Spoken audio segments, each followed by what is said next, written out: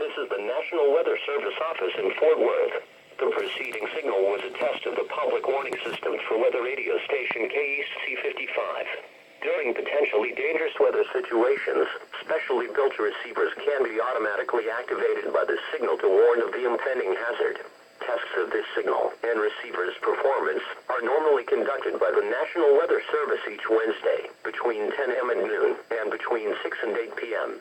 If there is a threat of severe weather, the test will be postponed to the next available good weather day. Reception of this broadcast, and especially the warning alarm tone, will vary at any given location.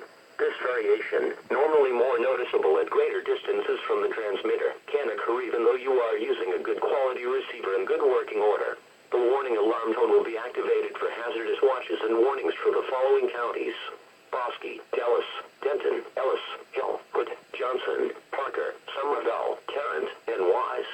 This concludes the test of weather radio station KEC 55.